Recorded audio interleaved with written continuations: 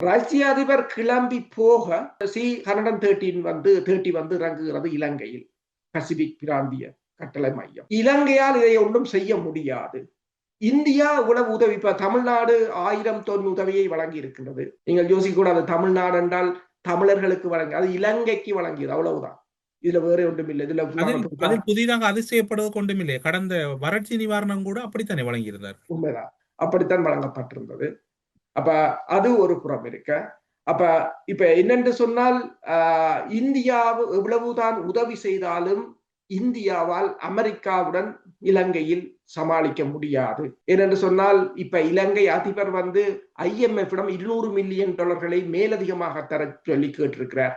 அவர்களுடைய அந்த தவணை தொகை 377 மில்லியன் இப்போது கொடுக்க போகிறார்கள். ஆனால் அதை விட அவசரமாக 200 மில்லியன் உடனடியான கட்டுமானத்துக்கு தாங்க கொண்டு கேட்டிருக்கிறார்கள். அவர்கள் அதை 3 வருடத்துக்கு திருப்பி தருகின்ற ஒரு கடன் அடிப்படையில் கொடுக்கலாமா என்று யோசிக்கிறது. இன்னும் IMF கொடுக்கவில்லை. IMF கொடுக்கணும் என்று சொன்னால் அது அமெரிக்காவை இல்லாமல் கொடுக்க முடியாது. இப்ப மேற்குலக நாடுகள் இல்லாமல் ஒன்றும் செய்ய முடியாத ஒரு நிலையாகத்தான் இருக்கிறது. இலங்கை அரசு அனர்த்தத்தை கையாண்ட விதமும் வந்து மிகப்பெரிய ஒரு பாரிய வாத பிரதிபாதங்களைத்தான் தென்னிலங்கையில் ஏற்படுத்தி இருக்கின்றது. நீங்கள் இதுல பார்த்தீர்கள் என்று சொன்னால், இப்போது வந்தது மிக ஒரு சொற்பமான விடயங்கள்.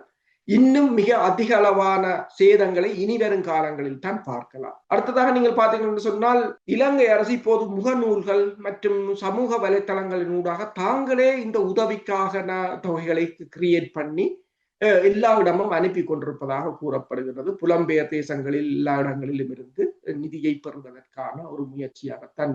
ஏற்கனவே பொருளாதாரத்தால் மிகவும் நலிந்து போயிருக்கின்ற நாட்டில இந்த அனர்த்தம் வந்து இன்னும் மிகப்பெரிய ஒரு நெருக்கடியை அவர்களுக்கு கொடுத்து விட்டு போயிருக்கிறது. இலங்கையின் ஆயுதப்படையை நீங்கள் இப்போது பார்த்தீர்கள் என்று சொன்னால், நான் நினைக்கிறேன் உலகிலேயே அதாவது எண்ணிக்கையில் அதிகமாக இருக்கிறார்களே தவிர வலுவில் வந்து உலகிலேயே மிகவும் ஒரு பின்தங்கிய நிலையில் இருக்கிறார்கள். உலங்கு வானூர்திகள் கடந்த வாரம் நாங்கள் பேசியிருந்தோம் 6 நிற்கிறது, இப்போது 6 இல்லை.